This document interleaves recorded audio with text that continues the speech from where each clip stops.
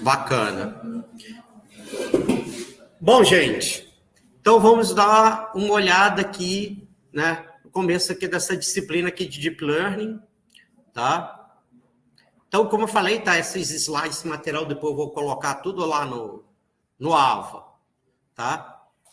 Tem aqui alguns livros aqui, tá? Isso aqui é bacana, esses livros são bem tranquilos de se encontrar também na internet, tá? Então, bem legal, tá? Para a gente conseguir fazer as coisas, tá? Então, a gente vai ter nossos encontros aí, né?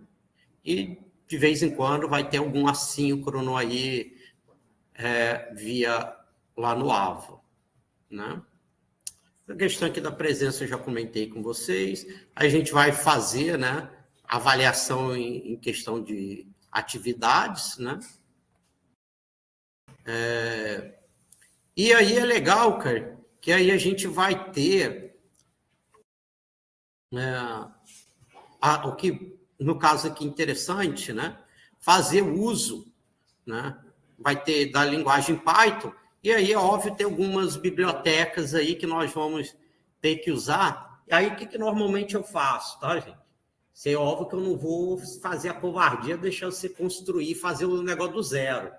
Eu já vou trazer o código pronto, eu vou explicar o código para vocês, aí depois eu vou fazer, bom, agora vocês pegam isso aqui e adequam para essa outra situação. Agora melhora esse código aqui, faz mais isso, isso e isso. Tá? Por quê? Se o tempo que você ia ter que gastar para construir uma rede do zero, a gente ia gastar outra aula inteirinha aqui. Entendeu? Tá? Então, eu já vou trazer os códigos prontos, tá? Para vocês. Tá? E aí, a gente vai usar basicamente o quê? Ou o Colab, ou pode usar aquele o Jupyter Notebook, né, do Anaconda, que às vezes quem tem a máquina e notebook, né, que você já tem o seu computador, quiser usar também, não tem problema, tá? Tá legal? Aí pode usar. Então, basicamente, tem algumas pessoas que quem é óbvio, eu não vou impedir, é óbvio, né? Se você tem gente que já tem um ambientezinho já pronto, VS Code, show de bola, tá, cara? Por que eu estou falando a princípio no Colab? É que se a pessoa não tem computador nem nada, quiser usar o computador aqui, vai funcionar, tá? Mas eu não tenho problema com a plataforma que você vai usar, não. Eu só falo, a princípio, essas aqui, que é de uso mais simples, mais comum para as pessoas, tá? Mas se alguém tem... não, professor, já tem meu ambiente aqui, VS Code para fazer as coisas lá. Maravilha, tá? Não tem tempo ruim, não. Bacana? Tá? A gente está aqui para fazer a coisa funcionar, não é ficar criando barreira, não. Tá? Se você já tem um ambiente, já tem uma plataforma que você já... Tem gente aí que está fazendo iniciação científica, alguma coisa assim, já está mexendo, já tem a plataforma, maravilha, bicho. Não vou criar problema por causa disso, não, tá? Ok? E aí, conforme a gente for tendo necessidade, eu vou mostrar as bibliotecas, né, que são necessárias. Acho que essa altura do campeonato não precisa nem falar, né? Acho que todo mundo, pelo menos o conhecimento básico de Python, todo mundo já tem, né?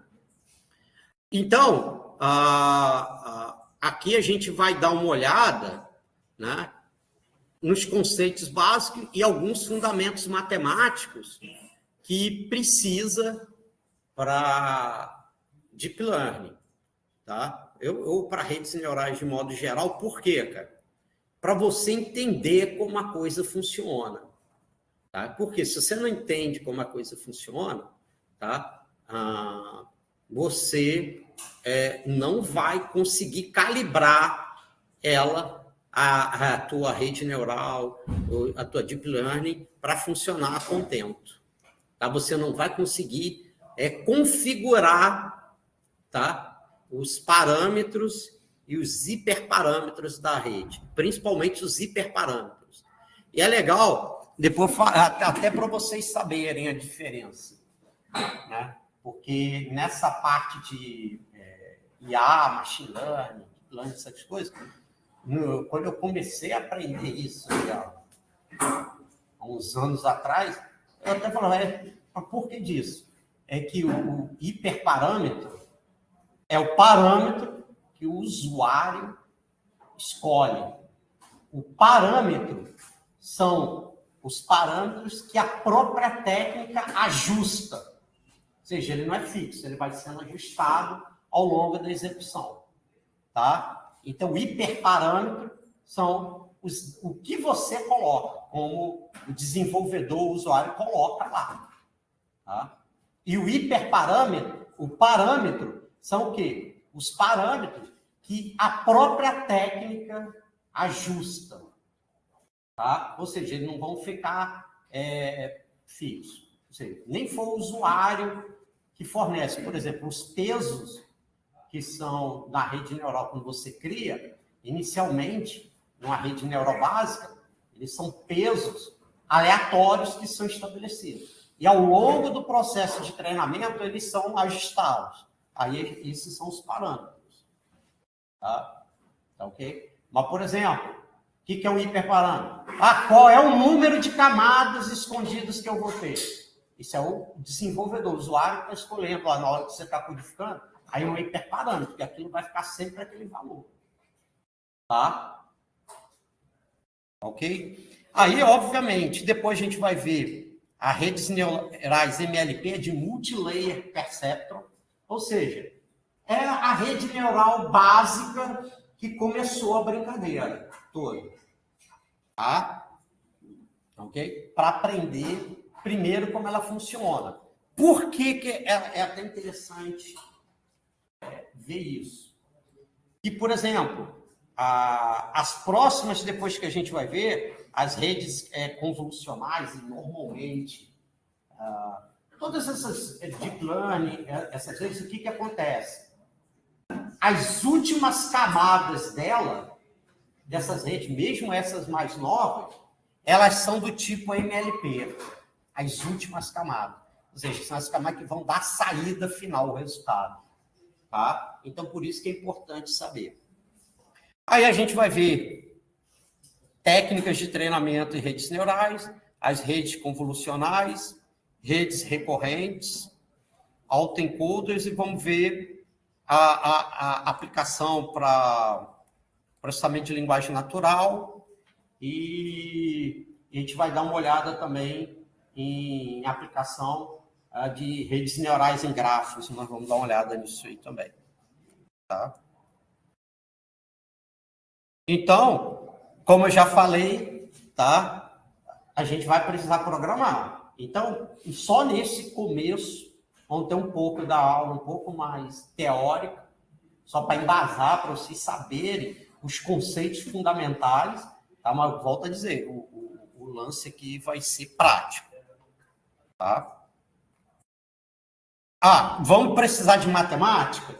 Aí, o que vai ter de matemática, tá? Eu vou explicar para vocês o que se relaciona. Então, não vou entrar em detalhes assim tão aprofundados, por quê? Porque, a princípio, aqui nós vamos usar o que já tem pronto. Porque, na prática mesmo, se você vai aperfeiçoar ou desenvolver modelos mesmo de IA, cara, você tem que saber pra caramba de cálculo, de álgebra linear, né? E também de estatística. Porque, cara, no fundo, tudo que tem lá por trás é matemática, cara.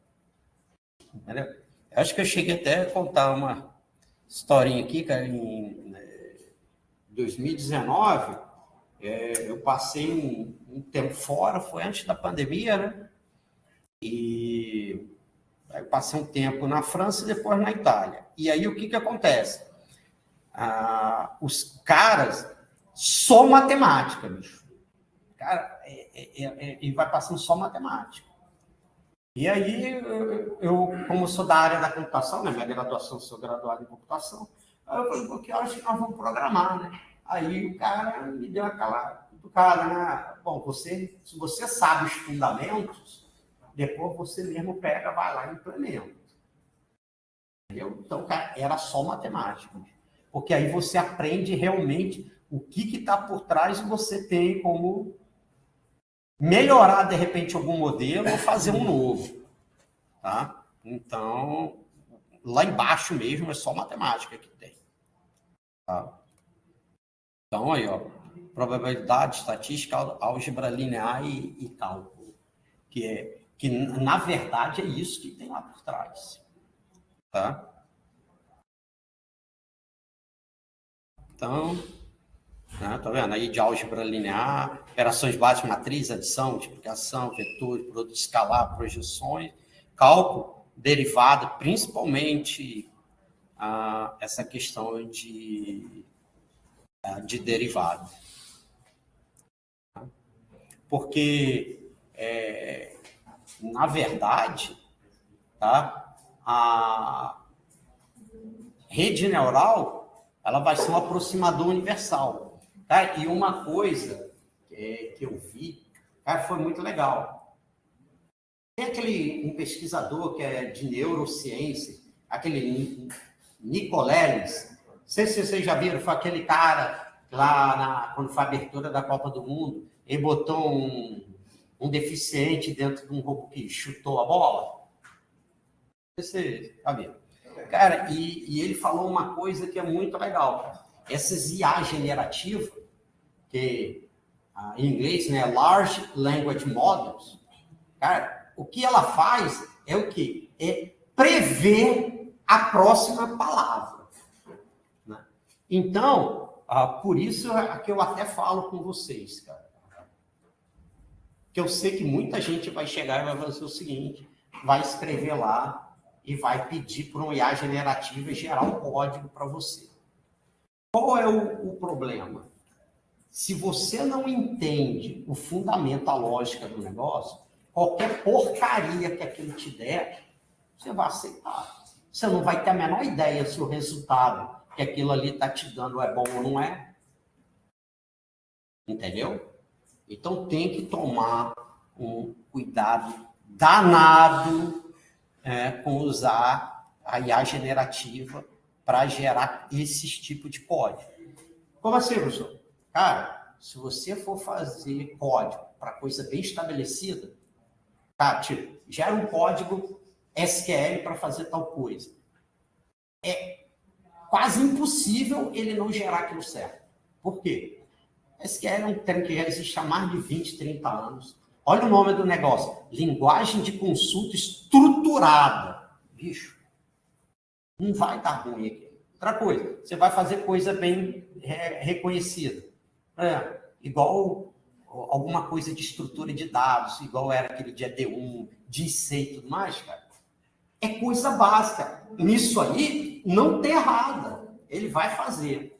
Mas quando você já parte para coisas assim, bem mais sofisticadas, tá? Aí tem que se tomar um cuidado danado, tá?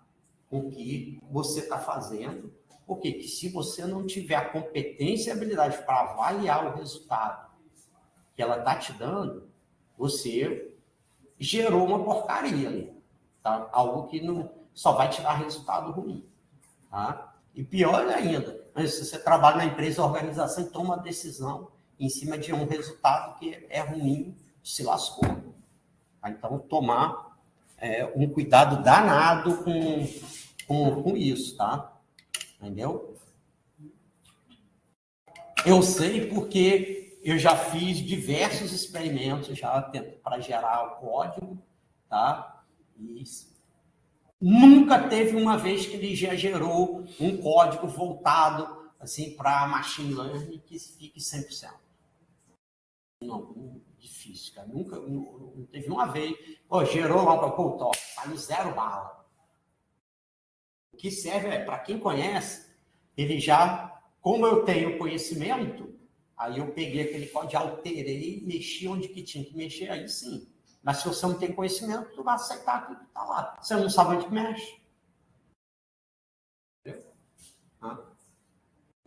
Então, seria a mesma coisa. Você tem lá teu carro, tu sabe dirigir, beleza. Ó, mas se deu um problema na injeção, tu sabe mexer lá para arrumar? Tu pode até saber que é na injeção, mas tu sabe mexer lá para arrumar? Não sabe. Aí se não sabe, meu irmão, entendeu? É isso que eu estou querendo dizer, tá?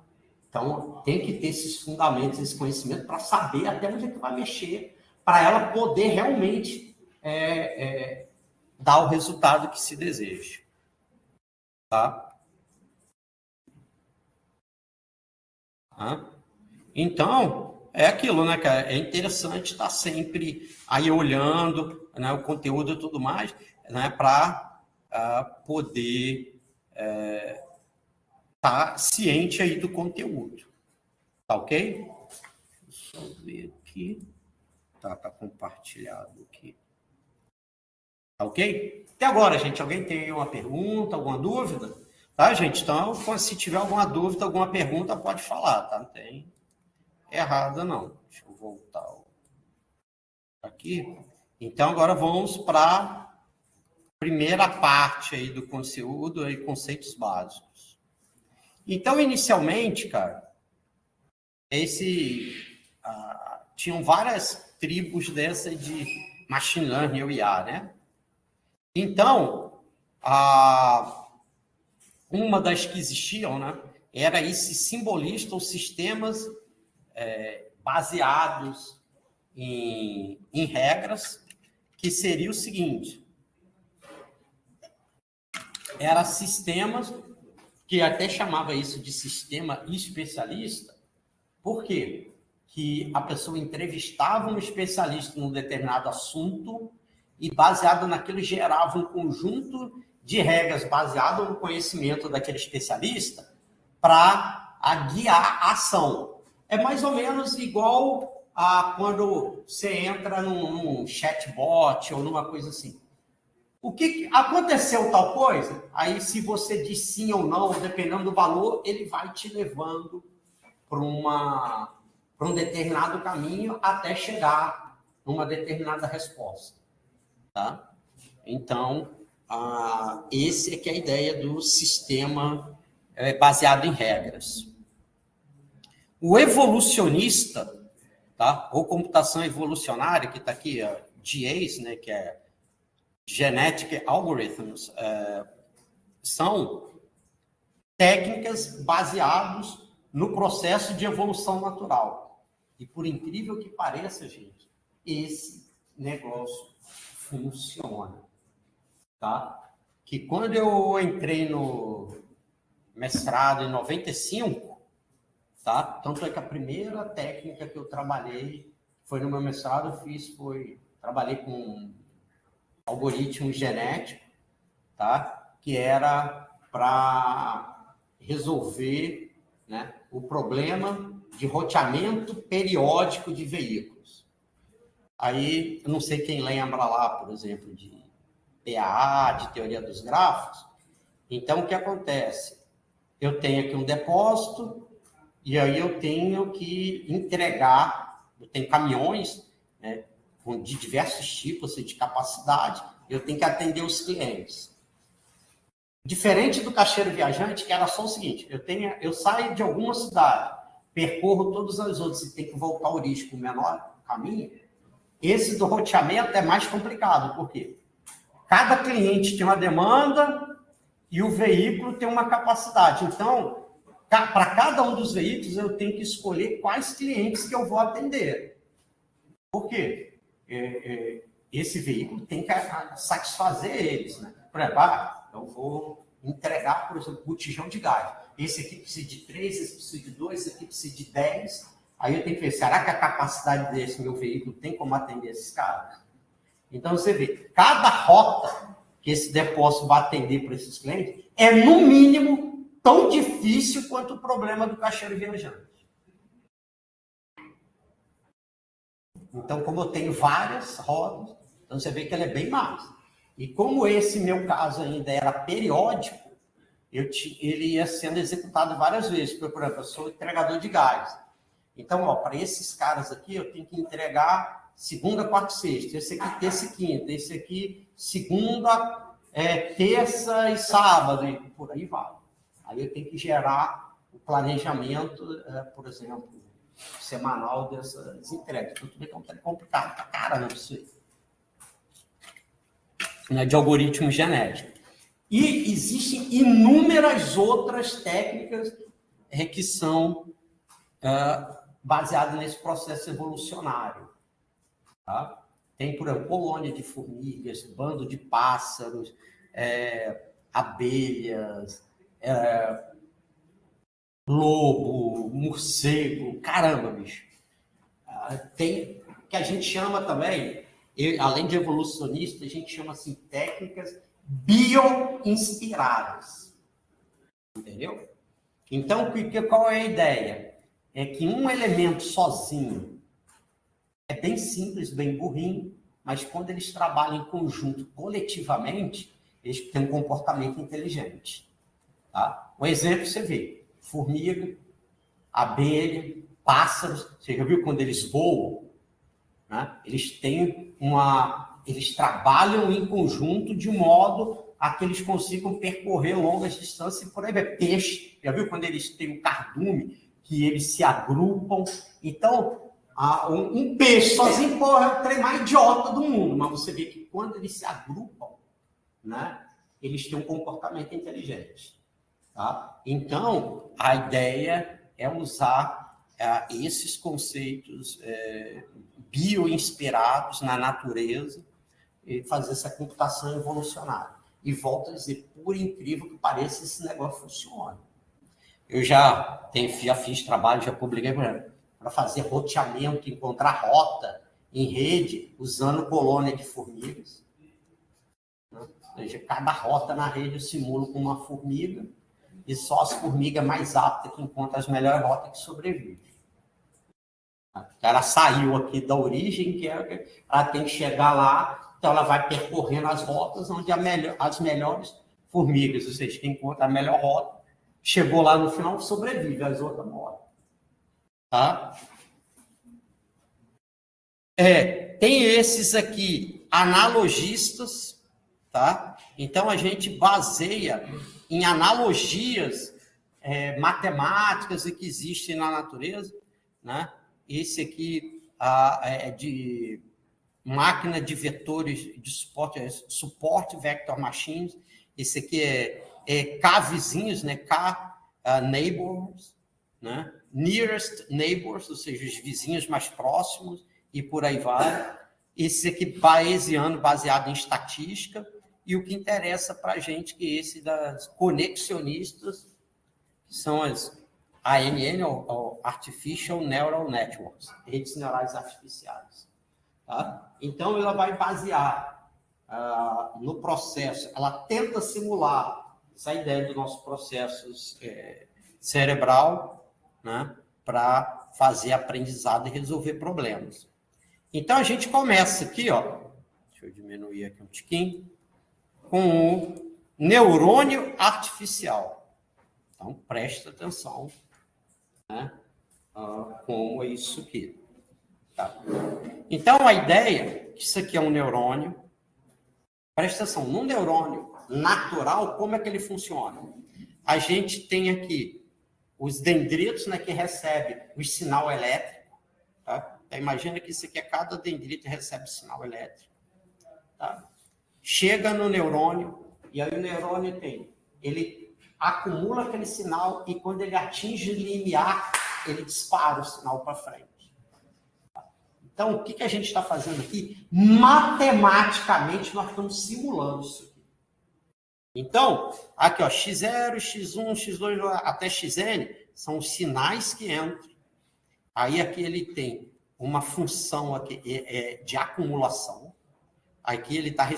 Depois eu vou explicar isso aqui para vocês. Ele está representando o formato vetorial e ele gera Z, que acumulou o valor. E aí ele tem uma função de ativação que vai determinar o quê? Se ele ultrapassa um determinado limiar, o neurônio ele dispara ou não, que é o resultado aqui, ó. Ele vai disparar. Entendeu? Tá? Então, a gente está simulando aqui um neurônio natural, com um neurônio artificial. Né? Então, o cara está tentando simular essa ideia aqui. Bacana? Então, isso aqui seria o quê? As entradas para o neurônio, né? Então, cada entrada aqui funcionaria com um sinal elétrico. Aí que é o legal, que você vê que ele tem um peso aqui, W1, W2, W3, WN. O que quer dizer isso, esse peso? Ele vai indicar ali qual é a importância dessa entrada vai ter para aquele neurônio. Então, geralmente, esses aqui são valores entre 0 e 1. Então, se o W ali vale 1, aquela entrada tem importância total no neurônio. Se for 0, não tem nenhuma. Bacana? Tá? Aí, ele acumula aqueles sinais aqui e passa pela função de ativação. Volto a dizer que se aqueles valores, aquele sinal elétrico acumulado, ultrapassam determinado limiar, a função de ativação, ou o nome, a ativação, ela dispara, ela ativa o neurônio para frente. Se não, não ativa. Ou seja, manda 0. Tá? Tá ok? Então, a gente representa isso aqui. Então, você já pode ver que aqui ele está no formato, ó, de álgebra linear, onde o quê? W é um vetor de pesos e X é um vetor de entradas. Então, ali, você está fazendo o quê? W transposto X. Então, você tem um vetor pelo outro, você multiplica, você tem um número, né? É um escalar, quando você multiplica. Né? 2 vetores do mesmo tamanho, você tem um valor, você tem um escalar. Lembra? As pessoas também chamam isso aí de produto escalar. Né? Você tem um vetor pelo outro, você tem um número. Tá? Aí soma com B, que é um bias, né? E esse valor Z, ó, passa pela função de ativação. Tá? E aí, o resultado disso é A, e você vê A é igual a Y chapéu, ou seja, é a saída. E aí, qual é o legal disso aí? Tá? Dado aquela entrada, a gente pode ter uma saída que tinha que ser, que seria Y. E a gente tem a saída que o método deu, que é Y chapéu. Então, a gente vai ter um sinal de erro, que é o quê? Y menos Y chapéu. Ou seja, Y é o valor que tinha que ser, e Y é o valor que deu. Então, a diferença em módulo, ou seja, jogando fora o sinal negativo, é o sinal de erro. Tá? Porque se a diferença entre dois valores é 0, quer dizer o quê? Que os dois são iguais, né? Concorda?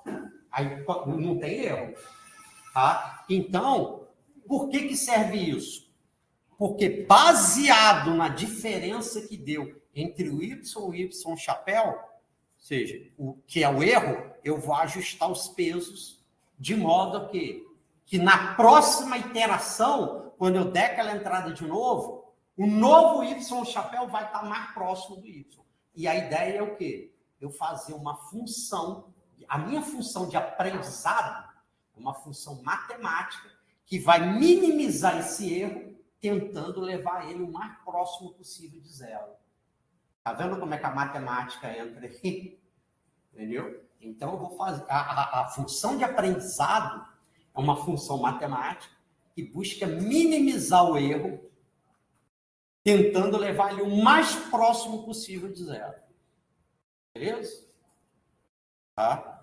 Então, para você ver que eu falo que entra o conceito da matemática. Aí é óbvio que existem diversas funções essa de aprendizado que eu posso minimizar. Como é que eu vou relacionar? Por quê? Porque na prática, quando eu tenho uma rede neural, eu não vou ter um neurônio só, né? Eu vou ter um monte. Porque senão não era rede neural, né? Rede de um. Não existe, né? Não é a rede de um. Não tem. Tá ok? Tá? Então, é assim que a coisa funciona. Gente, só uma coisa, ó. Eu sei que nesse princípio pode parecer meio confuso, principalmente porque envolve conceitos matemáticos. A gente está todo mundo aqui para aprender. Se não entendeu, eu falo, professor, não entendi. Eu explico de novo, cara. Tá? Aqui a gente está todo mundo para aprender. Bacana? Então não tem vergonha. Estou fazendo pergunta burra, idiota. Pode falar aqui. Professor, a saída desse neurônio, no caso, seria o erro? Não. O erro vai ser o seguinte. Eu tenho aqui a entrada, x0, x1, xn. Normalmente, quando você treina, você tem para aquela entrada, qual é a saída ideal para aquela entrada. Que é o y. E aí, quer ver? Ó, cadê aqui? Desenhar. Ele vai ter a saída y. Vai. Por que não rabiscou? Morreu. Voltou. Y. Então, qual é o erro? O erro é o módulo. Rapaz, mas que trem doido é esse? Ele tá com raiva de mim. Assim. É Y menos Y chapéu, que é o erro. E módulo, por quê? Que erro, concorda que não tem racionalidade lógica você ter erro negativo. Olha, professor, eu fiz uma prova aqui, eu errei menos 2 questões. Não tem lógica, concorda? Ou você erra 0, ou 1, ou 2, ou 3. Não tem racionalidade lógica você ter erro negativo, menos. Uma das coisas que o pessoal faz é, ou em módulo, qual é outra coisa? Qual é uma coisa que você sempre elimina valor negativo? Qual é a função matemática que sempre elimina número negativo? Módulo, qual é a outra? Mais uma, que o pessoal usa direto. Bateu na trave, é o contrário. Isso, elevar ao quadrado. Concorda? Todo número elevado ao quadrado é positivo. Entendeu? Aí o que o pessoal faz? Eleva ao quadrado e depois tira a raiz. Entendeu? Que aí sempre vai ser positivo. Então é outra forma de você tornar o erro positivo. Tá? Então, o módulo, ou você eleva ao quadrado e logo em seguida tira a raiz quadrada. Tá? Ok? Então, são formas. Por quê? Porque racionalmente, logicamente, não existe erro negativo. Tá? Você vê, logicamente, né, fala, professor, eu errei menos 2 questões. Eu já vou te olhar, uai, como é que pode? Você erra 0, 1 ou 2, não existe erro negativo. Legal? Tá? Então, aí forma dessa forma. Então, Y é o valor desejado, Y chapéu é o obtido. Entendeu? Então, o erro é a diferença entre os dois. Então, a minha forma de aprendizado vai ser o quê? Eu vou querer minimizar esse erro, levar ele o mais próximo de 0 possível, aí eu vou ter que fazer o quê? Eu tenho que ajustar o W. É o peso. Aqui. Entendeu? Porque, na verdade, um neurônio desse é uma função também. Eu tenho uma entrada e ele tem que me levar numa saída. Não é? Ó, Y, que é a saída, igual a F de X. X é entrada. Tá vendo aqui? Ó? X é entrada. Isso tudo aqui vai servir como uma função que vai me levar no Y.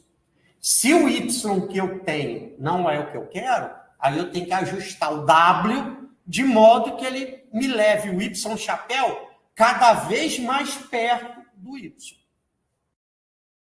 Melhorou agora, gente? Melhorou? Bacana. Mas é isso, tá, gente? Participa até para ficar mais animado, gente. Porque senão depois do almoço, nesse escurinho, o pessoal vai estar batendo a cabeça aí, cara. Pode perguntar, cara. Tá? Não... É até legal para animar a aula, senão o pessoal dorme mesmo. Ainda mais essa minha voz. Né? Ainda bem que eu vou ter que fazer uma cirurgia. Esse meu lado aqui do meu nariz aqui, ó, é todo fechado. Quando eu abro, como é que minha voz até muda? Ó. que isso mesmo, aqui é tudo fechado, isso é tudo lascado. Eu vou ter que fazer uma cirurgia aí. Aí vai melhorar com essa minha voz horrível. Vocês vão ver depois quando ver o vídeo. Minha voz gravada, então, meu Deus, isso é 10 vezes pior ainda. Tá? Mas, para vocês não dormirem aí. Então, aqui é para você começar a entender como é que funciona a brincadeira. Tá? Como é que funciona a brincadeira. Aí, qual é a moral da história?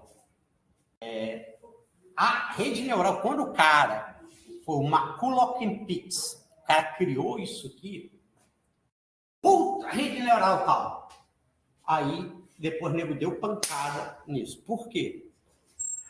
Que, inicialmente, eles tinham como treinar, entre aspas, essa rede neural só com função linear. Qual foi o problema que ocorreu?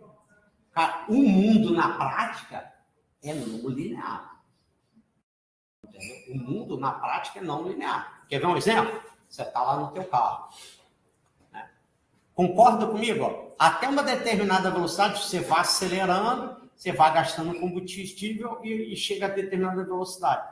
Concorda comigo que a partir de determinada velocidade, para você aumentar, por exemplo, mais 10 quilômetros na velocidade, tu gasta muito mais combustível? Se fosse linear, não, né? Você ia sempre gastando na mesma proporção. Mas não, ele passa a ser desproporcional. Por exemplo, a partir de 100, 110, para você aumentar mais 10 km por hora, o teu consumo de combustível aumenta muito mais do que quando você aumentou, por exemplo, de 50 para 60. Entendeu? Tá? Então, por que na prática o mundo é não linear? Aí o que acontece? Nesse início, como os caras só tinham a função linear, nego, aí, tá vendo? Essa porcaria não presta para nada. Esse trem ficou parado uns 30 anos. Até um dia que um cara criou um algoritmo que ficou famosérrimo, chamado backpropagation, conseguia treinar isso com função não linear. Acabou. Aí então foi só, dali para frente foi só sucesso. Foi só melhorando, mas ficou 30 anos congelado o negócio. Tá? E também, ele só não desenvolveu mais, porque também à época não se tinha hardware apropriado como nós temos hoje. Tá? Como, por exemplo, a GPU. Por que para machine learning, principalmente para esse tipo de coisa, GPU é super importante? Tá? Não sei se vocês viram isso, vai processamento de imagem, computação gráfica. O que acontece? Você viu lá, a GPU inicialmente foi criada, você vê lá, Graphic Processor Unit. Então, o que acontece? Vocês viram lá em computação gráfica, processamento de imagem, você trabalha tudo com matriz vetor, né? Nós são todas operações matriciais. Então, a GPU, ela faz o quê? Aquilo de forma super, hiper, mega eficiente. Para trabalhar com matriz vetor. Basicamente, o que a GPU sabe fazer. GPU não é igual a CPU, que é de propósito geral. Ela é feita do quê? Para trabalhar com matriz vetor. Acabou, meu irmão. Tá? Mas só que ela é muito rápida, muito eficiente para fazer isso. Então, é que você vê, essas GPUs têm milhares e milhares e milhares de cores. Né? Viu? E olha que esse meu aqui, eu comprei esse notebook, foi quando?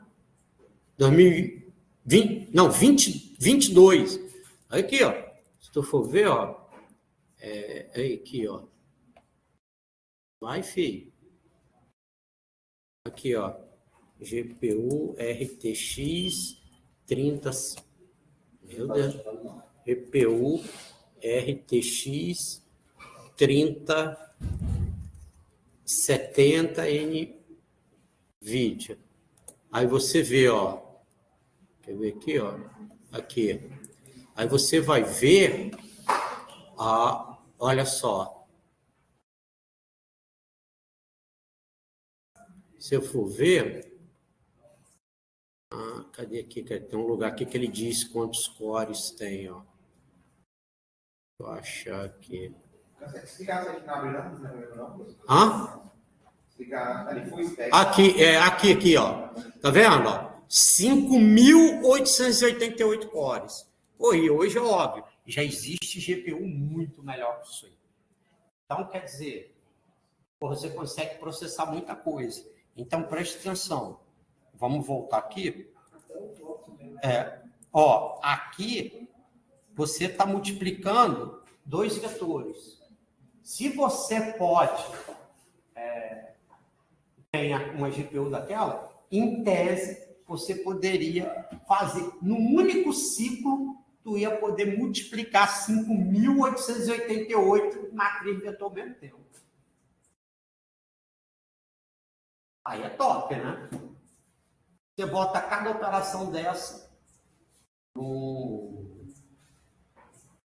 num core, por exemplo, tá boa, né?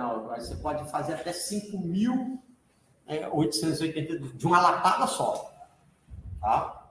Então, é bem legal. E se você tiver apenas um único matriz vetor, você pode botar cada operação de multiplicar isso em cada core.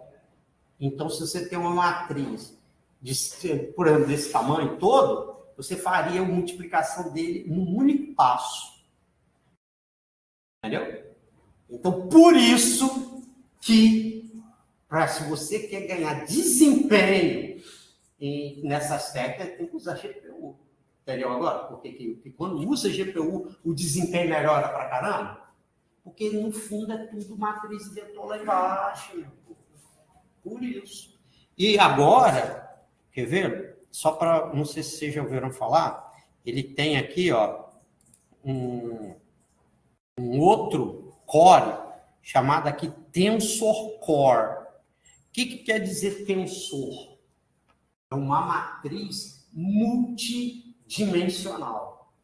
Então, ao invés de você conseguir trabalhar com operações, tá, de matriz e vetor unibidimensional, esse aqui você pode ter matriz e vetores de várias dimensões. Quer ver um exemplo? Se você tem uma imagem RGB, quantas dimensões ela tem? Já passou do 2. Sacou? Entendeu? E aí a gente vai ver, quando tem aquelas redes convolucionais, a gente cria camadas convolucionais que tem um monte de dimensões. Tá? Ok? Por quê? Que você, é como se você estivesse pegando aquela imagem e tirando características especiais daquela imagem. Depois vocês vão ver, quando a gente entrar nisso, tem mostra lá como as camadas trabalham em cima das imagens. Tá? Então, ela consegue extrair características das imagens. Vocês não lembram lá que em computação gráfica, processamento de sinal, que você tinha uma convolução, ou seja, que eles chamavam um filtro. Que era um filtro de linha, um filtro de... Lembra? Não tinha? Então, essas camadas convolucionais funcionariam como filtros especiais para você trabalhar em cima da imagem. Entendeu? Muito mais poderosos do que aqueles filtros simples que você tem em computação gráfica. Tá? Beleza? Então, para você ver, e lá em computação gráfica, processamento de sinal, você vê, trabalhava com essas operações materiais direto. Era direto você trabalhando com aquilo. Tá? Aí o pessoal aproveitou, cara, se eu conseguir representar esse tempo como matriz vetor, eu consigo jogar na GPU e o desempenho vai lá em cima. Tá? Então, isso é só para vocês irem entendendo como é que a coisa funciona. Então, ó, do neurônio artificial, a entrada, tá vendo? Lembra que eu falei, ó, X, ó, é um vetor, W, ó, é outro vetor, e aqui eu multiplico W transpor X.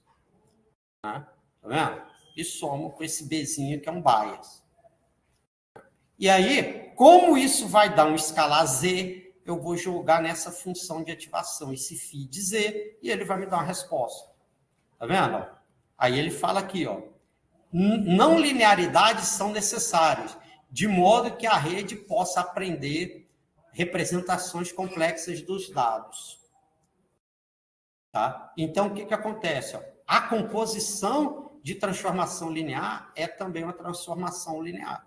Ou seja, nem sempre eu consigo separar os dados só com linhas. Eu não consigo. Tá? Eu não consigo. Então, muitas vezes eu vou precisar o quê? De ter uma coisa não linear. Ou seja, eu vou precisar de uma curva que faça uma curvinha assim para poder separar um do outro. Eu não consigo, que no espaço, tá vendo? Cada linha é um hiperplano. Então, só com hiperplanos, de repente, eu não consigo separar dados complexos. Por quê? Porque eles estão muito embaralhados ali, que só com linha eu não consigo separar. Não consigo. Tá? Puta, que se tudo na vida fosse tão fácil, que só com hiperplano, só com reta eu conseguisse resolver, meu Deus do céu, cara. Vamos dizer, a gente não ia ter problema difícil, não. A vida do negócio é complicado porque é não linear. É não linear. Um exemplo, igual você vê, avião. Você vê, a partir de uma determinada velocidade, ele vai se tornar o quê? Supersônico, ou seja, quando quebra a barreira do som. Cara, muda totalmente a estrutura, a configuração do avião, muda tudo. Tudo. Tanto é que você vê que normalmente a velocidade do avião é Mach 1, é a velocidade do som. Então você vê, esse avião de passageiros chega aqui a 0,89, 0,9, mas não passa. Que na hora de romper a barreira do som, cara, o trem já se torna tão linear que você tem que mudar toda a estrutura, todo o jeito do avião, tem que mudar tudo. Entendeu? Tem que mudar tudo. Então, só para mostrar para vocês que na vida o negócio é não linear. Os problemas reais, interessantes, que tu vai ganhar bem para resolver, normalmente é não linear. Tá? É não linear. Tá legal? Não, gente. Vamos fazer então o seguinte. Eu vou andar só um pouquinho aqui. Quer ver? Aí, só para mostrar essas aqui, as funçõezinhas, aí eu dou um break aí até para vocês. Né? Quer ver? Ó? Então, aqui, ó, aqui as funções de ativação, tá vendo? Esse phi de Z aqui, ó. Aqui, ó. Tem essa daqui, que é a mais famosa de todas, que é chamada de sigmoide, que parece um S, né? Tá vendo ali, ó? Chamada de sigmoide. Tá? Então, aqui está mostrando o quê? Tá vendo? Eu vario a entrada de menos 4 a 4, por exemplo, mas a saída, ela só varia entre 0 e 1. Tá vendo aqui, ó? Ou dispara ou não dispara. Tá? Normalmente, por exemplo, a de processador, como é que é? Ela faz assim, ó. Reto aqui, e chega aqui e vai em cima. Ou é 0, é 1. É uma função escada. Né? Processador não é assim? Que a saída do processador ou é 0, é 1. Então, normalmente, tá, gente? Suponha que isso aqui tivesse encostado aqui embaixo. Tá? É escada. Tá vendo? Ela vai. Se o sinal tá até aqui é 0, daqui para cima é 1. Entendeu? Daqui para baixo é 0, daqui para cima é 1. Normalmente, o processador é uma função escada. Assim. Entendeu? Aqui da rede neural, essa que é sigmoide. Tem essa outra aqui, ó, que é a tangente hiperbólica. Tá vendo? Que é entre menos 1 e 1. Tá vendo? Você tem uma funçãozinha simples. O Z é a saída, aí foi 1 dividido, abre um parênteses, 1 mais, E, que é naquele número neperiano, elevado a menos ao valor que veio do acumulador. Desse acumuladorzinho aqui, ó. Tá vendo isso aqui? Aí, por quê? Que dependendo do valor, ele vai disparar aqui. E tem essa função aqui, ReLU, tá? Que hoje em dia ela também é bastante utilizada. Então, até determinado ponto é 0 e depois ela vai incrementando. Então, o ReLU, tu vê que é uma função bem simples. Ela é um máximo entre 0 e o valor acumulado. Tá? Pô, é uma função bem simples de calcular, né? Pô, só fazer um máximo entre 0 e o valor que tem. Putz, difícil demais, né? De calcular. Tá? Mas esse eles falam quando? Desse ReLU? Não, então, ele vai disparar quando o valor é diferente de 0, né? Porque aí qualquer número que o Z for diferente de 0, tá? Ou ele vai disparar. Aqui ele está querendo disparar o quê? Ou é 0 ou é Z, né? Tá? De acordo com quem está aí. Aqui ele dispara um valor, ó, entre 0 e 1, e aqui ele dispara um valor entre menos 1 e 1. Tá? Normalmente, os que a gente mais usa é a ReLU e esse aqui, sigmoide. Mas, geralmente, então, o que a gente mais usa são essas duas aqui. Esse desenho aqui que eu fiz é só aquela escada que é do processador, né? Tá? Então, aí acontece isso. Aqui vocês entenderam, né? Ele só multiplica W1 vezes X1 mais W2 vezes X2 mais W3 vezes X3 e por aí vai. Soma com um bias, um valorzinho aqui. E esse valor ele joga na função. Aí, dependendo da função que você utilize aqui, ele vai disparar um valor, se for essa aqui, entre 0 e 1, se for essa aqui, entre menos 1 e 1, e se for essa aqui, entre 0 e Z. Que aí depende, sei lá, qual for o valor de Z. Tá? Ok? Então, vamos fazer um breakzinho aí. Deixa eu interromper, dar uma pausa, foi mal. Vamos voltar à explicação aqui. Então, gente, voltando aqui à explicação, tá? Bom, aqui a gente já viu como é que se dá a entrada no neurônio, como ele calcula os valores e como é que dá a saída. E aqui a gente tem as funções de ativação. Então, como eu falei, normalmente as mais utilizadas, essa aqui é a ReLU e essa aqui que é chamada de sigmoide, né? que a gente chama de função de ativação. Agora a gente vai ver a arquitetura da rede, ou seja, como ela é organizada. Então, aqui, ó, cada fileirinha dessa aqui seria uma camada. Então, gente, tem um detalhe importantíssimo. Basicamente, a gente só tem duas camadas que se tem nome. Quais são?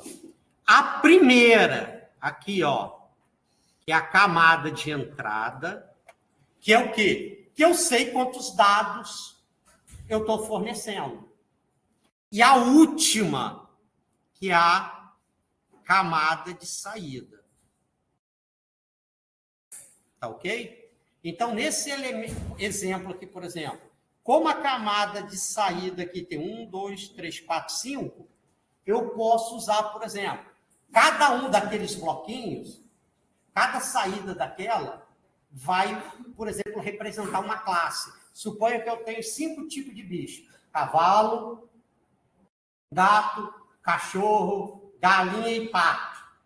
Então, dependendo da entrada que eu tenho da imagem, tá? Ele vai me dar uma probabilidade em cima de cada uma dessas classes. Por exemplo, aqui igual o sigmoide. O que geralmente eu faço? Ele vai me dar um número entre 0 e 1 para cada uma das classes. Qual é a classe que eu vou determinar que é aquele animal? A que tem a maior probabilidade. Tá? Então, a gente tem geralmente no final, a gente pega qual é o máximo e vê. Tá? Aí é aquela ali que me deu. Se eu tenho probabilidade entre 0 e 1, a que tem a maior é que me indica qual é a classe. E nesse caso aqui, por exemplo, de uma forma simples, se eu tenho uma imagem, tá, que é 50 por 50 pixels, uma entrada básica que eu posso ter é o quê? Eu pego essa minha imagem e ponho o quê?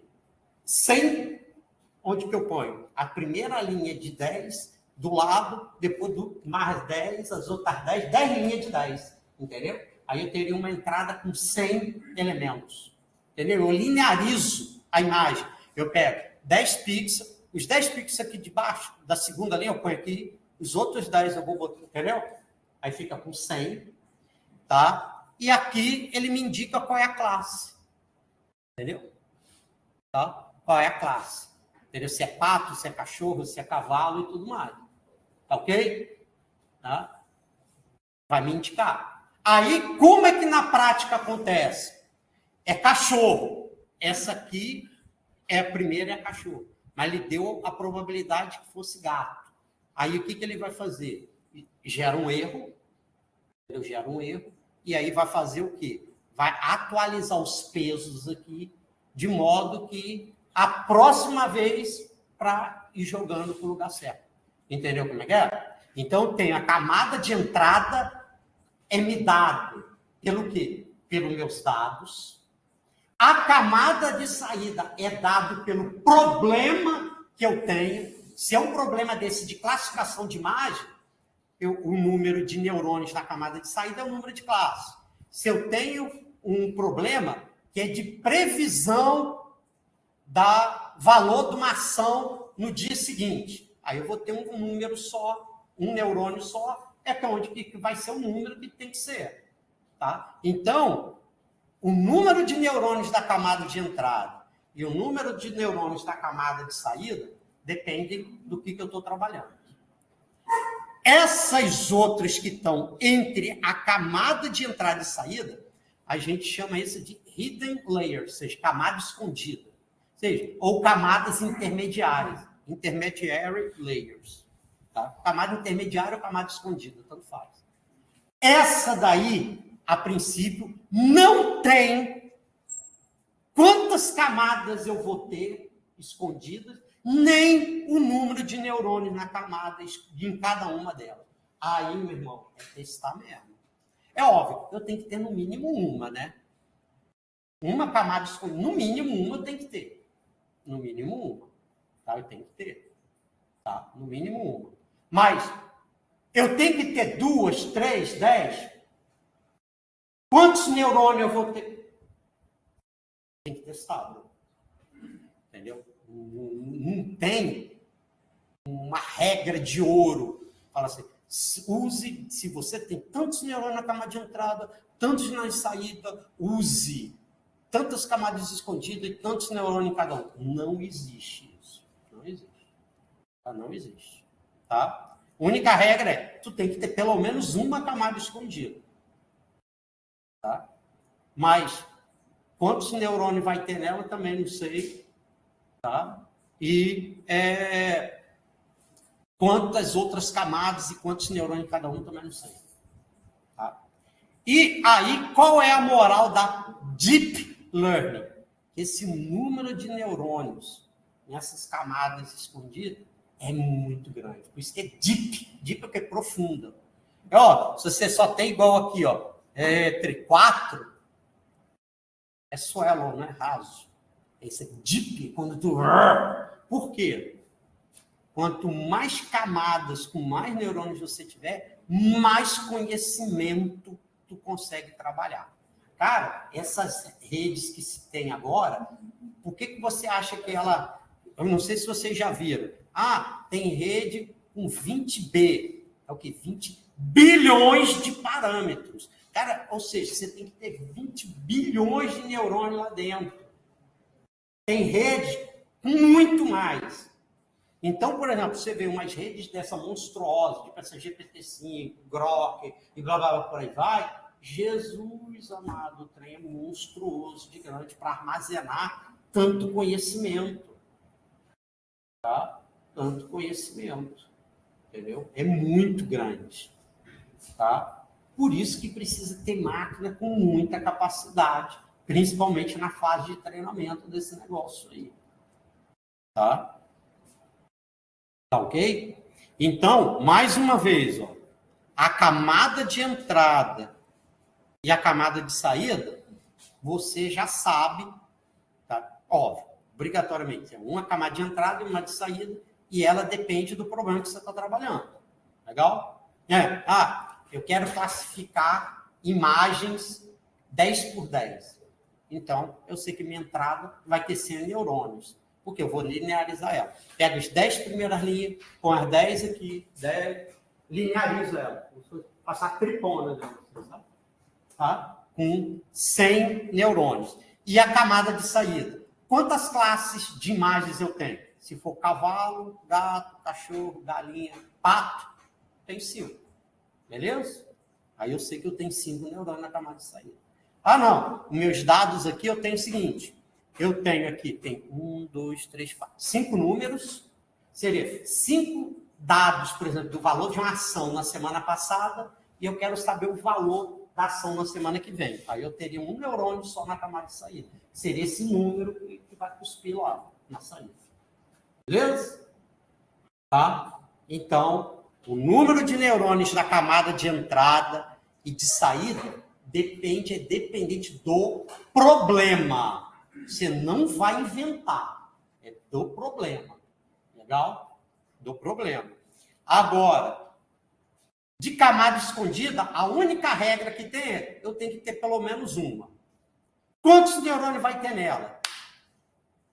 Quantas camadas escondidas eu vou ter? Sei lá. Quantos neurônios em cada uma delas? Tem que testar, meu irmão. Não tem como não. Tá? Beleza, gente? Tranquilo? E quando fala Deep Learning, é porque esse número de camadas escondidas é bem grande.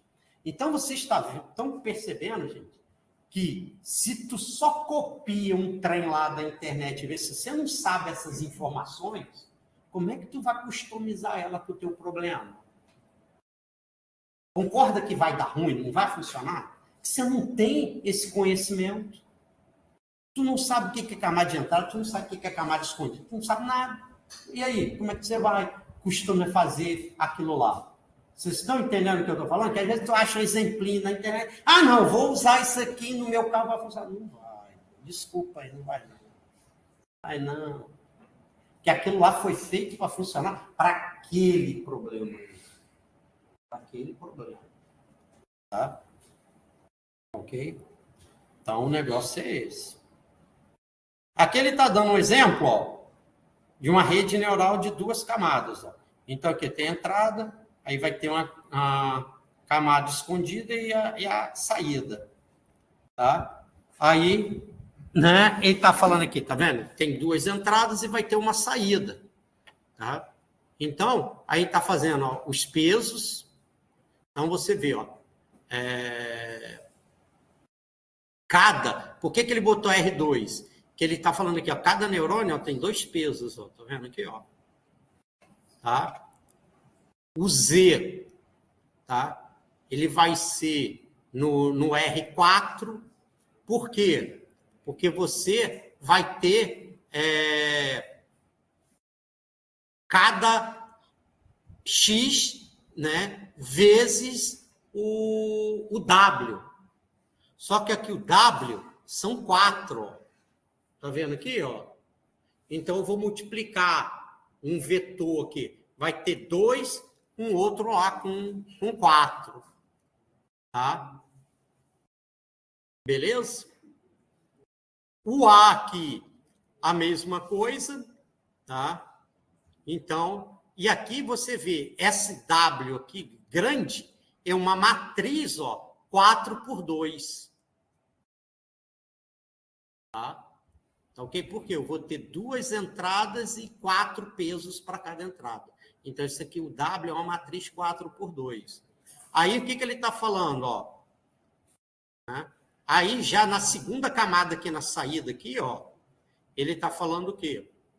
Né? Que ele vai ter o peso aqui, R4, ó, aqui tem um peso aqui, ó, 1, 2, 3 e 4. Né? O Z aqui, aí ele vai, na segunda camada, ó, vai ser apenas um número, tá?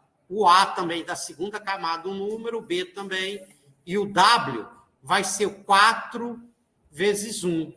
Por quê? Eu tenho aqui, ó, para cada entrada eu tenho um único W. Tá? É isso que está dizendo aqui. Então, aí ele está mostrando aqui, ó, computação na primeira camada. Então, lembra, ó, eu faço multiplicação vetor, vetor, e depois passa pela função de ativação. Aí ele agrega e transforma isso tudo aqui, ó, olha só. Ele transforma esses W aqui, ó, tá vendo? Cada W aqui vira uma linha nesse Wzão grande aqui. Tá vendo? Isso que ele está fazendo aqui. Tá vendo? O Z, ele transforma em cada coluna desse Z grande aqui. E o A, a mesma coisa. Então, o que ele está falando? Como ele transformou isso tudo em operação matriz vetor, por exemplo, ele consegue fazer todos aqueles cálculos num único ciclo de clock. No único ciclo, ele vai lá e calcula, porque ele já joga, carrega essa matrizona toda lá na GPU. Se ela couber todinha, cada elemento lá no core, ele já calcula num único ciclo. Por isso que ele consegue ser muito rápido. Consegue fazer isso muito rápido. Tá? É isso que é o interessante. Por isso que mostra a importância, né? Que normalmente quando a gente estudava lá álgebra linear, lá acho que é segundo período, sei para que estudar essa porcaria, não serve para nada, não dá. Né? Tá?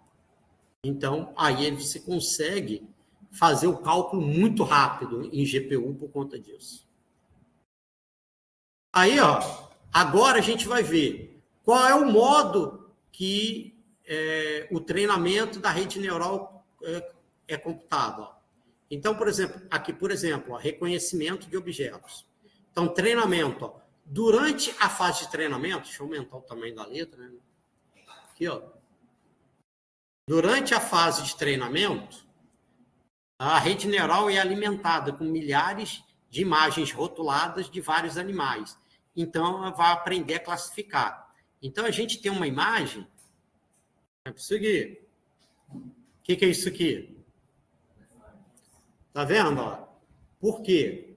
Alguma vez na sua vida, você já foi apresentado.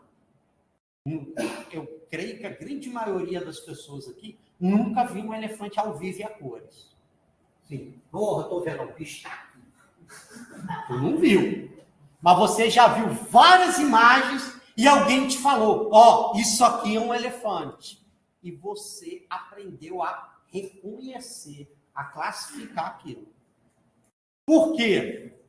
Porque quando você foi vendo que ele tem características específicas. Tipo aqui, você vê principalmente que é a tromba, aquele negócio lá.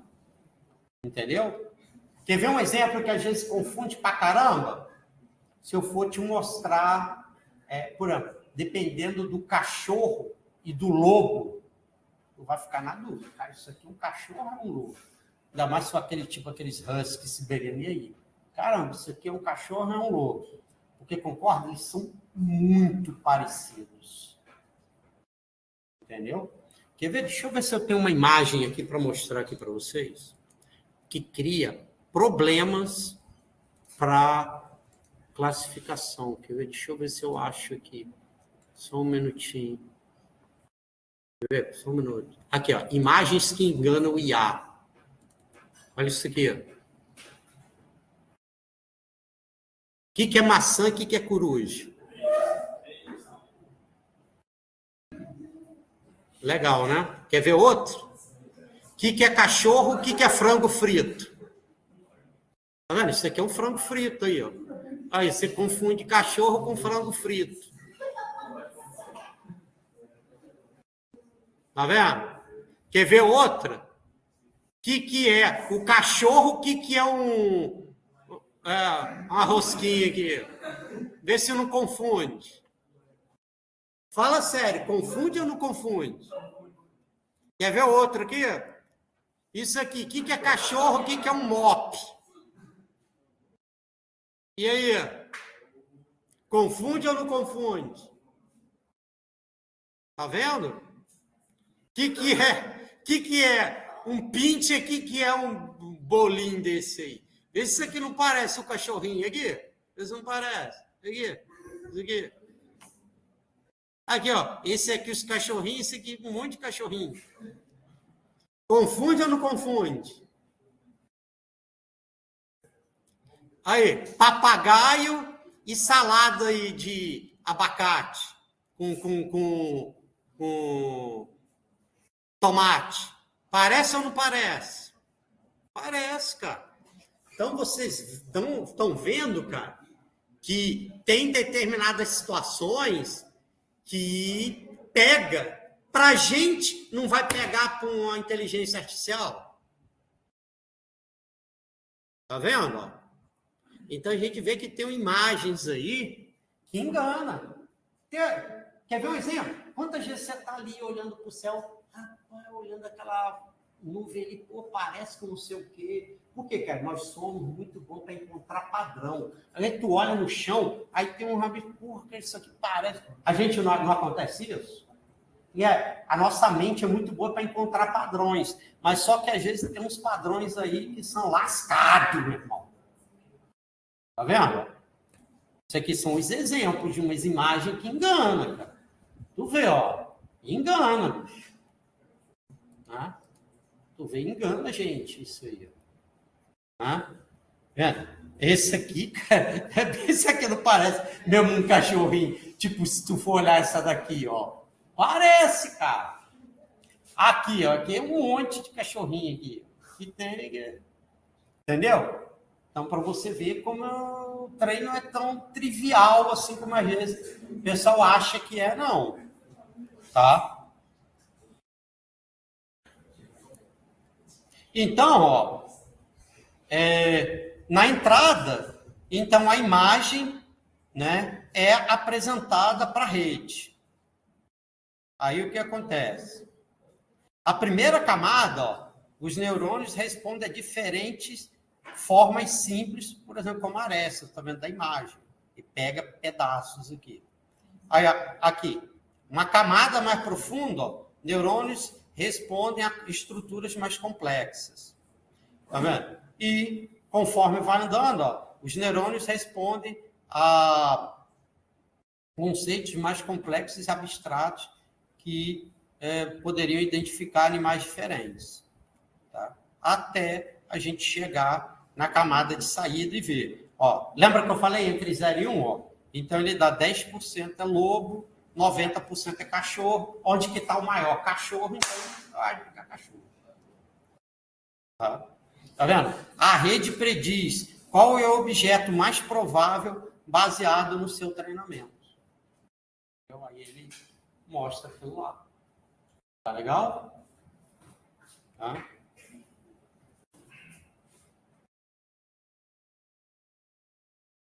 Por exemplo, quando a gente tem uns negócios desse aqui, aí o que geralmente acontece, cara, é que provavelmente, cara, você vai ter que começar a botar mais neurônio, mais camada intermediária, para aumentar a capacidade de representação dessa rede. Se você botar ela muito magrinha, rapaz, dificilmente ela vai dar bom. Tá? Para poder trabalhar com esse tipo de problema assim, mais complexo. Assim. Oi? Também. Não, mas estou falando, mas mesmo você tendo uma quantidade boa, mas para você conseguir separar, pegar essas nuances, cara, isso que o colega falou também é verdade. Quanto mais exemplos de treinamento você tiver, ou seja, aqui, óbvio, botou numa só para ver, mas cada quadradinho desse aqui é uma imagem diferente, tá? Então, se você tiver muitas imagens diferentes para ensinar a rede, melhor, tá? Mas mesmo assim, cara, como nesse caso aqui é muito parecido, é bom também você ter uma rede um pouco mais robusta para ela conseguir diferenciar melhor isso aí. Tá?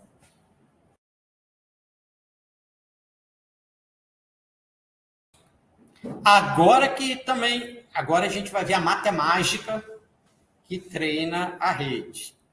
Então, ele está falando aqui, ó, dado um conjunto de treinamento.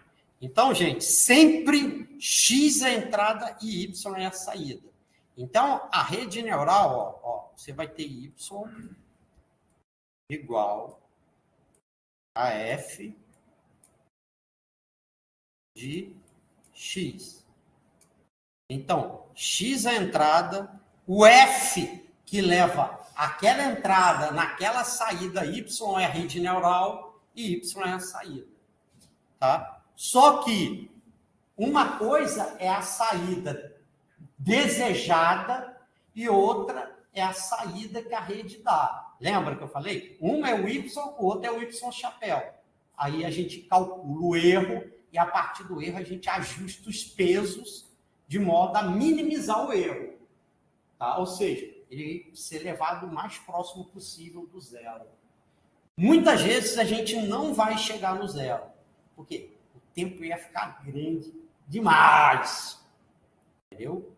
Então, às vezes a gente prefere um erro, por exemplo, 0.01, 0.001 do que o zero mesmo, porque para tu chegar no zero, dependendo, você nunca vai conseguir chegar.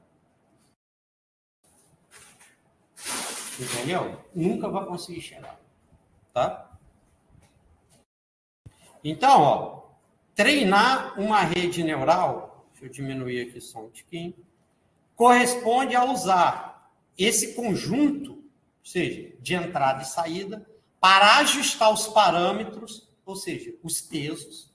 Lembra que eu falei? O que é o hiperparâmetro? São os parâmetros que o usuário dá, ou o programador dá. O que é o parâmetro? É os que a técnica ajusta. O peso, eu não acabei de falar que ele vai sendo ajustado ao longo do treinamento? Por isso que ele está falando ali parâmetro. De uma função de custo. O que é a função de custo? É o erro. Tá? É um nome para falar. É o quê? É uma função que eu calculo o erro.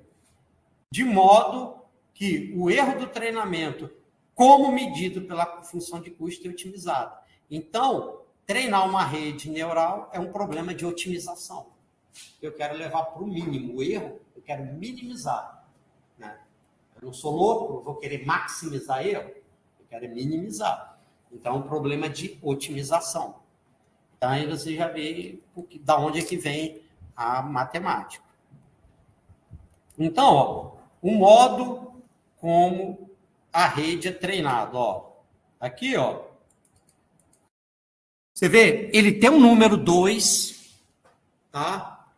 Aí, por que aqui deu 784 neurônios na camada de entrada? Se a gente pegar aqui, ó,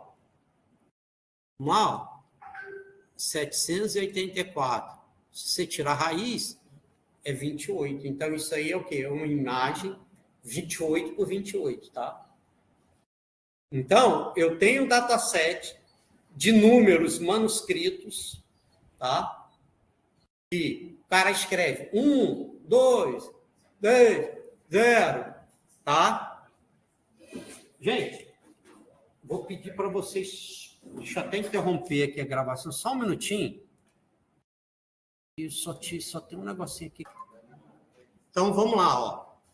Então, voltando aqui, ó, a gente tem os números manuscritos, então a imagem 28 por 28, aí eu abri ela, né, e ficou 784.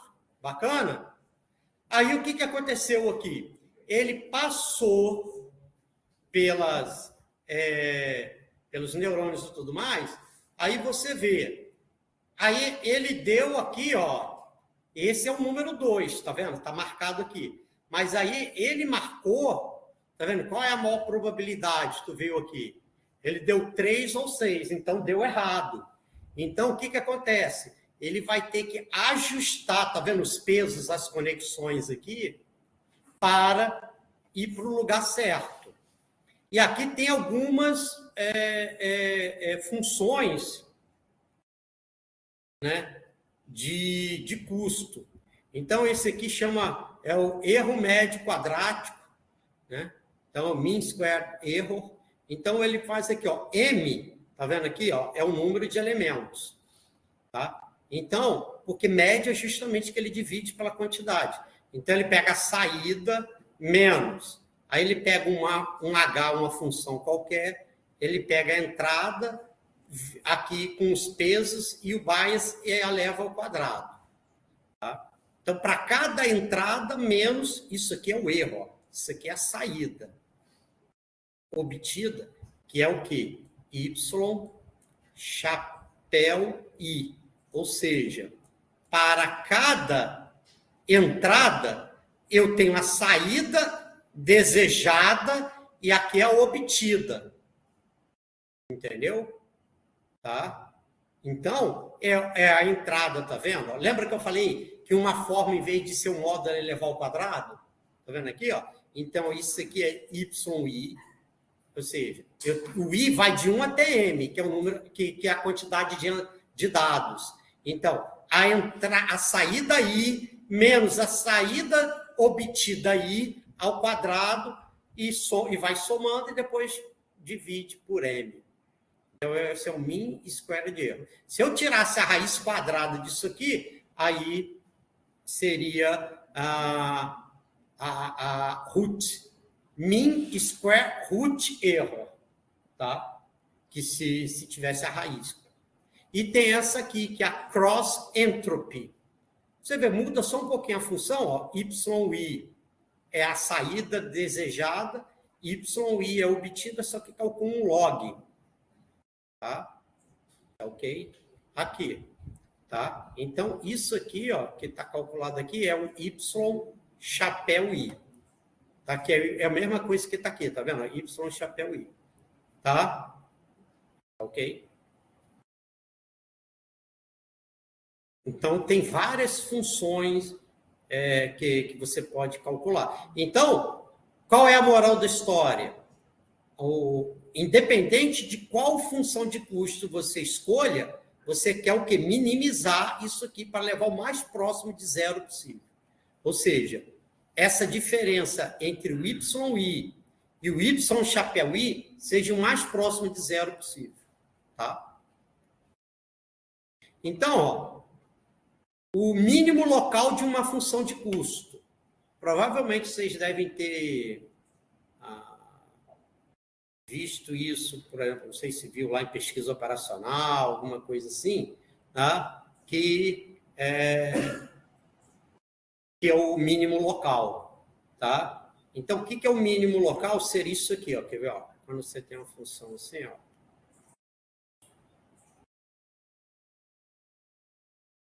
Aqui, ó. Aqui, todo esse fundinho aqui é o mínimo local. Tá vendo? No acaso, esse aqui é o mínimo local, que também é o global. Por quê? Porque nesse espaço todinho aqui, esse aqui é o menor de todos.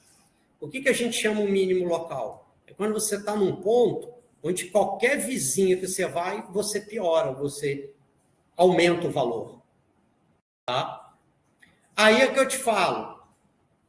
Vamos ver se vocês lembram da matemática lá. Vocês fizeram, acho que foi, não sei se é cálculo numérico, alguma coisa assim, fizeram lá com a Andréia, né? Usando aquele método do gradiente. O que você usa para minimizar? Você usa o que é o menos da derivada. A derivada vai te indicar a direção. Aí a derivada indica a direção do máximo, menos da derivada vai para o mínimo. Quer ver um exemplo? Ó? Só para vocês verem, eu vou ensinar vocês isso aqui de uma forma ridiculamente fácil. Ó, y igual a 3x mais 1. Você vai ter um gráfico aqui. Aqui é uma reta. Aqui é 1. Aí aqui vai ser o quê? Aqui, quando x é 0, o y é 1. Quando x é 1, o y é 4. E por aí vai. Não é? Não é? Qual é a derivada dessa função? Y igual a 3x mais 1. Qual é a derivada? Qual que é? 3. Isso aí. Por quê? É a inclinação da reta. Ou seja, cada uma unidade que você cresce em x, tu cresce 3 em y. Por isso que a derivada é 3. Qual é outro nome que se dá para derivada, o nome menos técnico é o quê? Taxa de variação.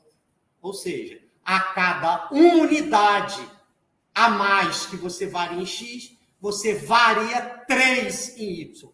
A cada menos uma em x, menos 3 em y.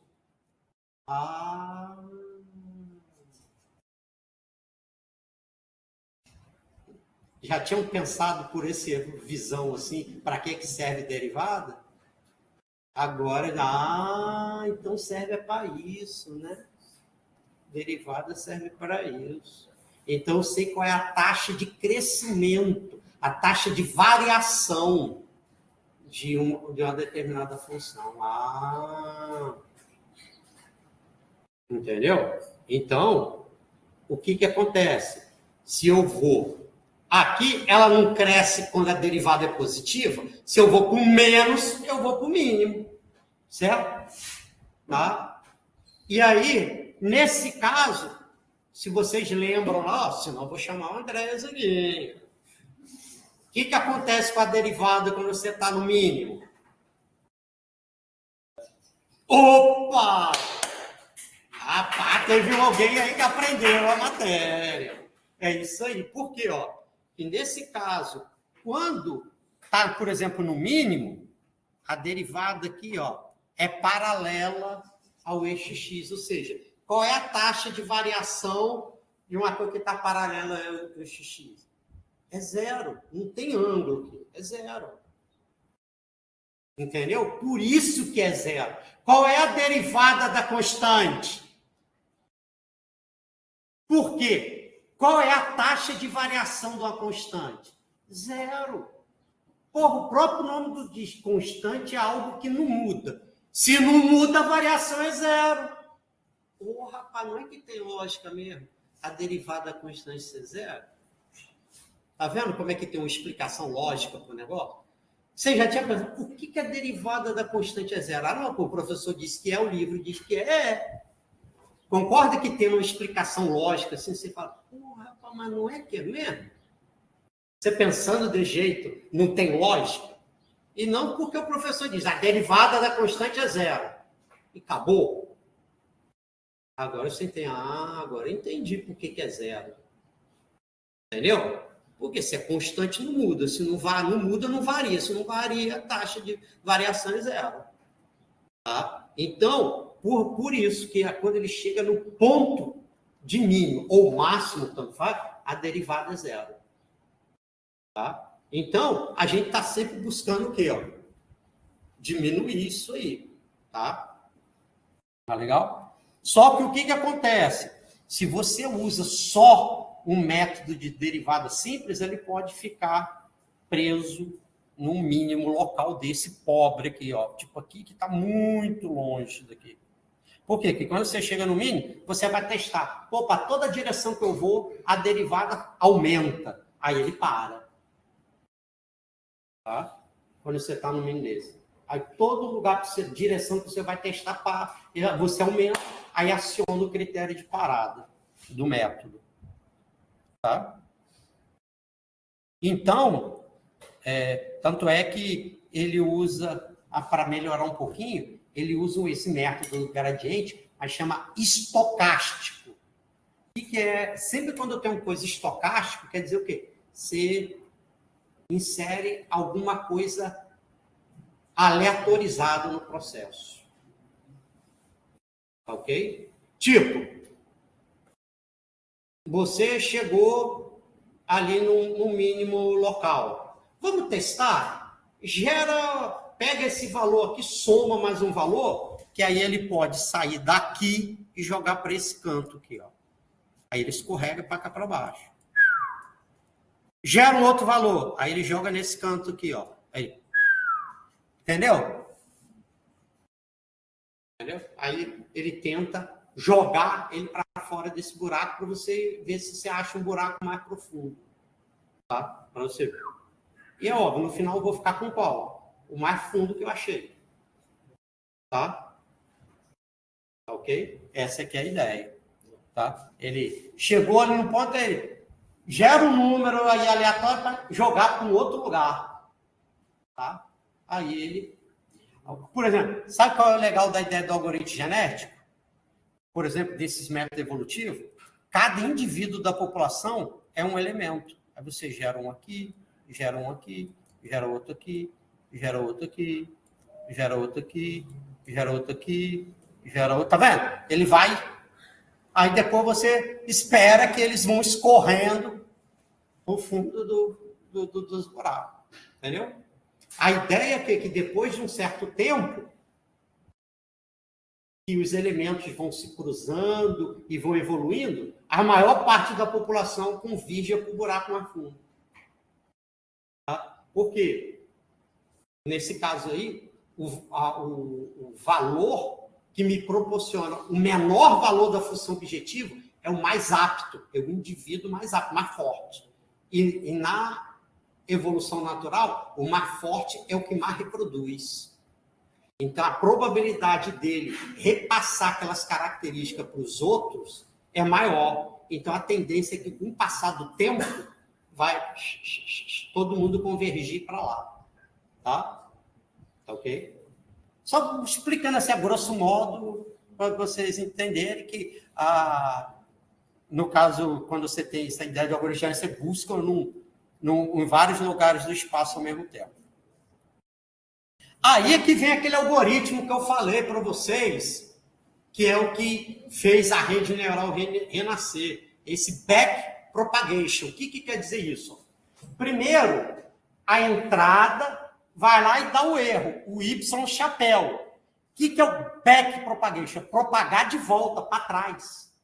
Então, o que ele vai fazendo? De trás para frente, ele vai retropropagando e vai reajustando os pesos, tá? Para tentar aproximar a saída obtida da desejada. Por isso chama backpropagation. Ele propaga para trás.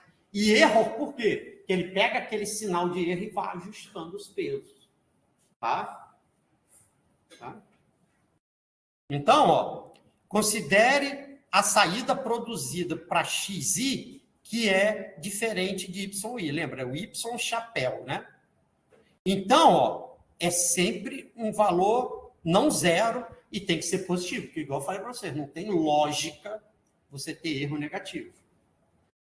Então, tem esse problema aí, ó, Credit Assignment Problem. O que é isso? Eu vou dar crédito, por exemplo, eu sou um banco. Eu vou dar crédito para essa pessoa ou não? O que normalmente eu pergunto? Se é funcionário público, sim ou não? Tem casa própria, sim ou não? É casado? Não sei o que, qual é a sua renda? Blá. Aí, baseado nisso, eu vou ter duas saídas.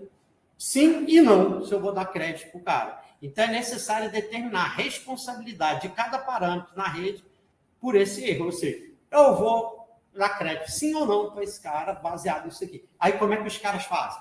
Ele pega dados da base de dados dele, os dados dos clientes e se o cara pagou ou não. Entendeu? Então, se a tua característica é muito parecida de quem é alguém que não paga, rapaz, ele vai dar não para tu. Se a tua característica é muito parecida com as pessoas que pagam, que está naquele banco de dados que o cara treinou, ele vai te dar o crédito. Entendeu? Então, você vê que, entre aspas, ele tem uma tendência. Qual é a tendência? É baseado nos dados que ele aprende.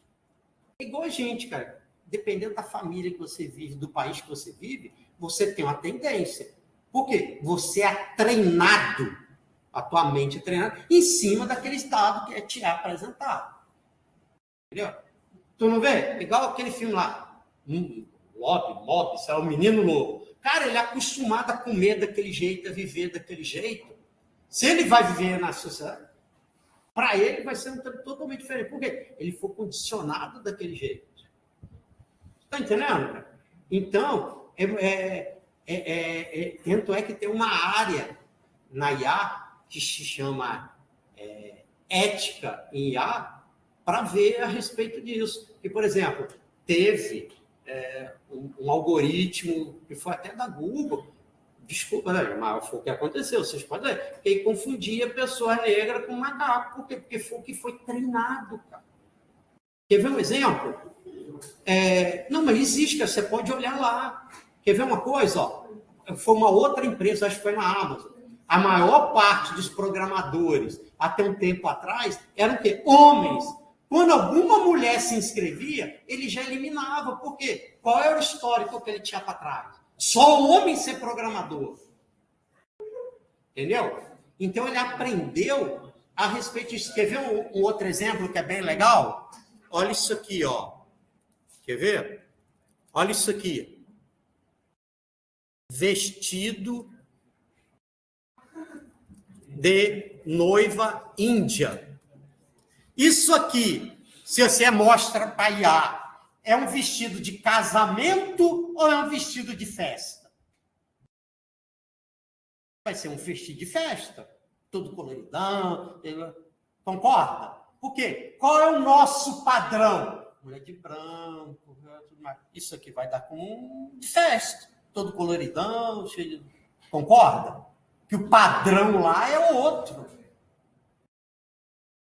Vocês conseguiram entender mais ou menos? Se você for... Quer ver um que também deu ruim? O pessoal foi fazer um concurso de beleza com imagens pro IA. Aí o cara só pegou foto de atriz de Hollywood, da maioria branca, loura, de olho azul, porra. Concorda que você botou um viés nisso aí? Então você está dizendo o quê? Qual é o padrão de beleza? É pessoa magra, branca, loura, de olho azul, de olho claro. Qualquer um que não entra nesse padrão é feio. Mas não é porque que foi o que a rede foi ensinada. Foi o que foi apresentado a ela. Você está entendendo? Tá? Pegaram mais ou menos a ideia? Por isso que tem até uma área que vê isso, que é ética em IA, para ver se o teu algoritmo não é tendencioso. Isso. É que bias é a tendência, né? É o viés em inglês. Isso aí. Vocês estão entendendo? Então tem que tomar cuidado com isso, né? Para até na hora que faz, dependendo da aplicação, tem que tomar muito cuidado com isso. Quer ver? Por que eu sei bastante disso, que eu já dei uma palestra sobre isso. Na África do Sul, até pelo CEP você discrimina. Por quê? Que se são áreas que tem muitas pessoas negras ou pobres ou tem muita violência, de repente, pelo CEP, tu já pode discriminar uma pessoa. Entendeu? Tá? Você já pode discriminar.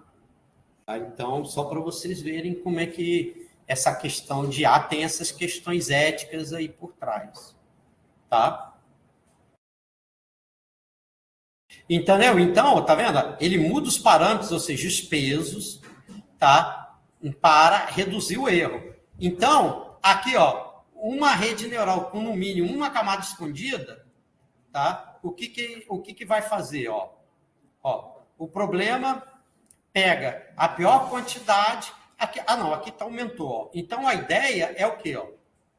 Ele recursivamente propaga o sinal de erro da camada de saída para as camadas escondidas até de entrada, ou seja, ele vai de trás para frente, vai reajustando. Usado em conjunto com algum algoritmo de otimização. Esse SGD quer dizer o quê? Stochastic Gradient Descendant. Ou seja, é o algoritmo de gradiente descendente estocástico, que gradualmente minimiza o erro da rede. Ele não minimiza em um passo, não. É um processo. Aprendizado é um processo. Então, o que acontece? Você tem que apresentar aqueles dados várias vezes para a rede, para ela aprender. Ela tem vários ciclos de aprendizado. O que é ciclo de aprendizado? Você apresentou, né, dado, aí ele gerou uma saída, tu gera o erro com a desejada, aí ele vai e atualiza. Apresenta os dados de novo, ele gera a saída, aí pega a saída obtida com a desejada, gera o erro, atualiza. E vai fazendo isso. Tá? Vai fazendo isso várias vezes. Bacana? Tá? Aí que entra a matemática, aí você vê que entra a questão da derivada aí, ó. Tá? Então você vê que entra a derivada parcial, tá? Então ele deriva a função de erro em função de z e em função de y. Tá? Então, qual é a moral da história? O que significa derivada parcial? Tá? Então, você tem uma função de duas ou mais variáveis, então você vai derivar em função de uma dessas variáveis. E aí você vai ver qual é o impacto daquela variável no resultado final. Entendeu? Quando você deriva em função de uma variável, tá? Você está calculando o quê? Qual é o impacto daquela variável no resultado. Sacou? Isso que significa a derivada parcial. Tá?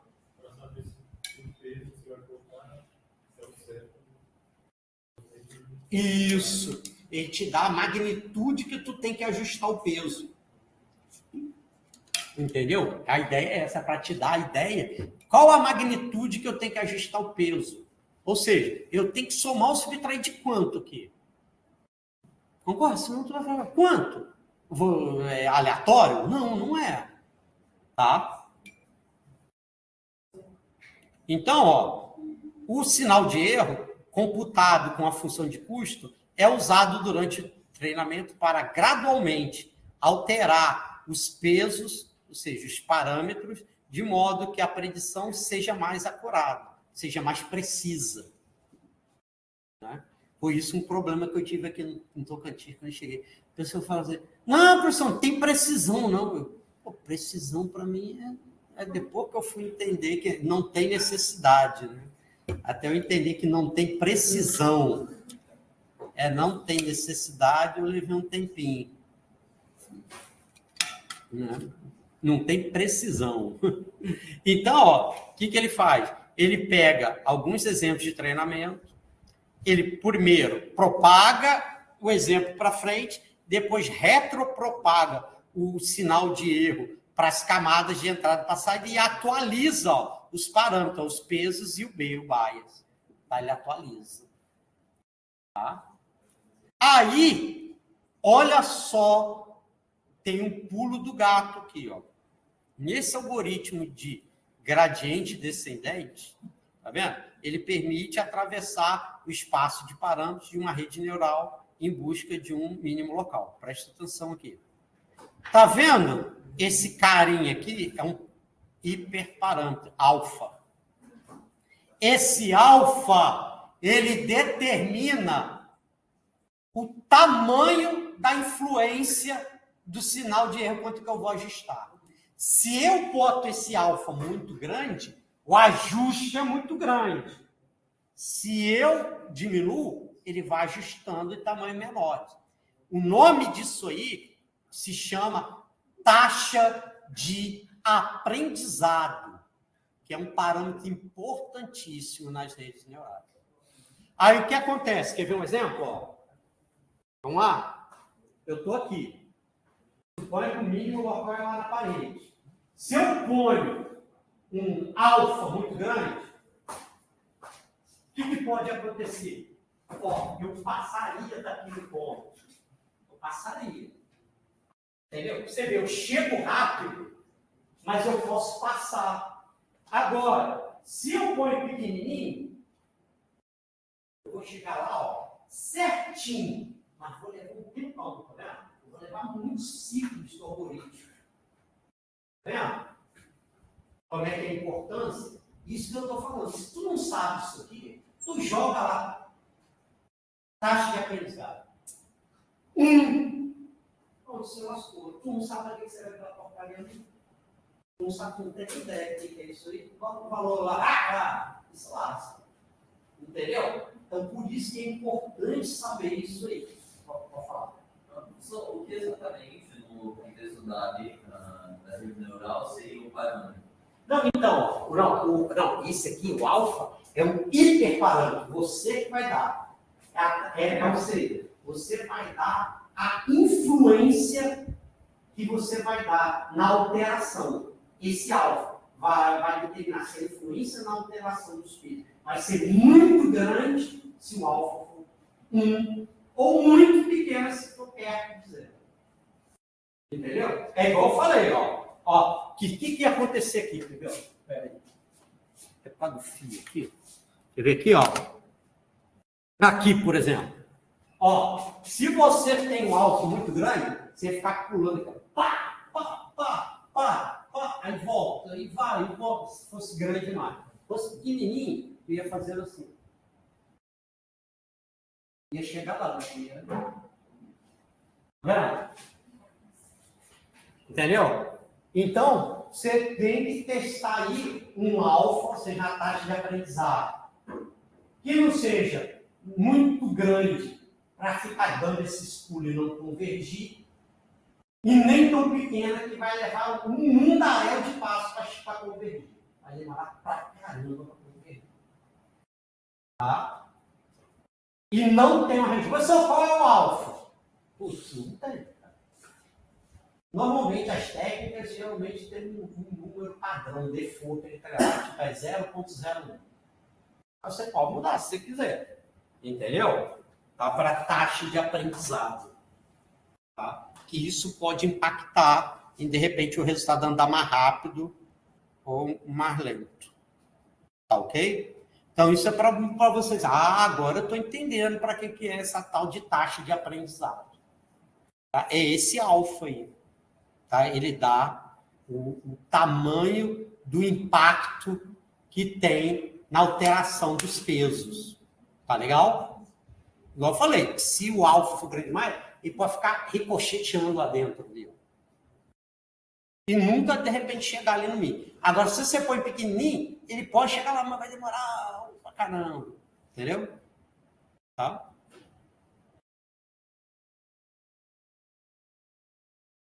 Aí aqui tem alguns outros algoritmos alternativos, tá vendo? Momentum, um que eu gosto que muito tem esse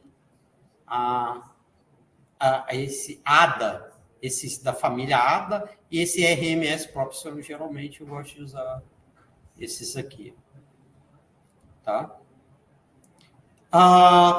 E aqui, gente, isso aqui depois é só blá, blá, blá. Tá? Só para contar a historinha, lembra que eu te falei, ó, ele começou, tá vendo? Aí, como o início era linear, aí deu ruim, tá vendo? Aí, só depois, quando for backpropagation, ó, ele saiu de 57, só lá para 80 e tanto que voltou, porque aí teve o algoritmo backpropagation, né? E aí, depois, aqui quando tem essas LSTM, e aí aqui tem as redes convolucionais, tá vendo? Ó, quantas camadas tem? Ó, aqui você vê que tem as camadas, ó, que são, ó, um tensor, tá vendo? São várias camadas multidimensionais, tá vendo? Então, esse aqui foi aquele Ian LeCun. Esse cara é um dos papas aí das Deep Learning, redes neurais. Se não me falha agora, eu acho que é um dos pesquisadores top, não sei se é do Facebook, um trem desse aí. Entendeu? Aí, entendeu? Aí, tá vendo? Para reconhecimento de voz. Esse aqui, tá vendo? Ó, reconhecimento de imagens. Essa AlexNet foi a primeira Deep Learning em 2012 que ganhou o campeonato de classificação de imagens.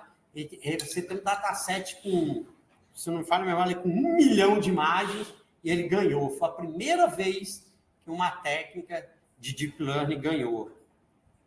Tá? Cara, é muito legal, depois o pessoal quiser ver, cara. E na época que essa GPU, e olha que eles usaram, quebraram a rede, ó, cada pedaço desse aqui usa uma GPU e depois ele converte no final. Pô, levava, acho que era 5 a 7 dias para processar, isso tinha 1 milhão de imagens naquela época com que tinha. Tá? Então, é bem legal o artigo. Tá vendo? A partir daqui, ó, dele, todo mundo só começou a usar Deep Learning e começou a ganhar. Ó. Tá vendo? Aqui ele tinha uma margem de acerto, sei lá, 15%, que era métodos tradicionais de computação visual. Daqui para cá, todo mundo começou a usar Deep Learning, ó, e reduziu pra caramba. Tá? Isso aí. Aí você vê, ó, Deep Nets, ó, redes profundas, ó, mundaréu de camadas, mundaréu de neurônios, tá vendo? Tá? Então, só fez aumentar. Aí tem essa parte também de segmentação de imagens. Por exemplo, ele sabe que aqui tem um cachorro e tem um gato, ele consegue dividir. Tá vendo? Aí aqui tem umas camadas, os blocos aqui. Né? Então, é bem interessante. Aí o pessoal usa para jogos. Esse aqui ficou super famoso, foi o Google que criou. Esse BERT foi para processamento de linguagem natural. Tá? O que é processamento de linguagem natural? Cara, essa vez agora que eu estava nos Estados Unidos, depois vocês dão uma olhada aí.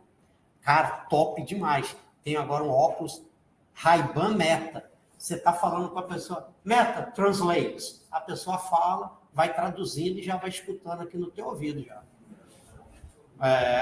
Você está assim, tu tá olhando para uma coisa, Meta, o que é isso? Quanto custa? Ele já tira a imagem, procura na internet e já te fala. Depois você olha aí, já tem o óculos da Ray-Ban. Cara, não minto não, forçou a mão para comprar, para eu matar 400 doletas e... Não, ano que vem, esse evento que eu fui vai ter de novo, o pessoal já me convidou. Não, ano que vem vai dar mais barato, eu compro. Não. Aqui no Brasil, eu acho que está mais de 3 mil reais esses óculos. Cara, mas é maneiro, cara, o óculos. Depois tu procura aí, Ray-Ban Glass Meta. Rapaz... igual aquele mesmo da você bota o óculos e... Cara, é top, cara, o negócio. Vai poder fazer provas? Usando ele? Não pode, porque o trabalho aqui já vai ser prático mesmo, cara, não tem problema não. Mas ele só comunica, ele não gera código, não. É só mesmo para você interfacear. Né? É legal. Por exemplo, igual tem na propaganda, a mulher olha assim e fala assim, Meta, guarde que eu estou no quarto 309. Aí daqui a pouco ela, qual é o quarto que eu estou mesmo? Meta, qual é o quarto que eu estou mesmo? Ela, você está no quarto 309. Entendeu? Aí serve para... É bem, bem legal o negócio. É óbvio que você tem IA por trás disso aí, né? Primeiro, reconhecimento de voz, etc e tal, né? Então, é bem legal. Tá, gente? Quer ver, ó? Só uma curiosidade aqui, antes de terminar. Olha só. Nessa época aqui, galera. Ó, esse artigo aqui já é velho. Já é velho. Na época que era para GPT-3. Olha só, nessa época ela já tinha 175 bilhões de parâmetros. Legal? Olha só, para você ver, ó. Olha só o que está escrito aqui, ó. Os modelos grandes de linguagem levou ao você ter precisão do estado da arte para várias tarefas. Contudo, o treinamento eficiente desse modelo é desafiador. Por quê? Né? A capacidade limitada de memória da GPU, tornando impossível, né, alocar grandes modelos numa única ou mesmo em CPU, em GPU, servidor multi-GPU. Ou seja, esses caras, ele tem, quem está fazendo até sistema distribuído comigo, eu lembro que eu falei, ele monta uma rede de máquinas multi-GPU, não é uma só não. Tá? E o número de operações computacionais exigida pode resultar num treinamento, um tempo de treinamento irrealístico muito grande. Tá vendo? Então, aí, ó, infelizmente, o uso naive, né, ou seja, bobo, vamos dizer assim, simplório desses métodos leva a você ter que usar milhares de GPUs, tá vendo? Está escrito aqui. Ó, cara, não é o professor Marcelo que está falando, é um cara da NVIDIA, de Stanford e da Microsoft, né? Não sou eu que estou dizendo aí, ó. O cara da NVIDIA, de Stanford, primeiro ou segundo a melhor do mundo, e da Microsoft. Eles devem saber um pouquinho do que está falando, né? Aí, ó, que está dizendo aqui, ó, treinando tais modelos, contudo, é desafiador por duas razões. Ó, mesmo, ele não cabe mesmo na melhor GPU, que naquela época era uma GPU A100 com 80 GB de memória. Não cabe. Se você for pensar, ele falou, ó, o método tem 175 bilhões de parâmetros. Se cada parâmetro tem 1 byte, eu vou ter 175 bilhões de bytes, 175 GB. Sentiu o drama do negócio? Tá?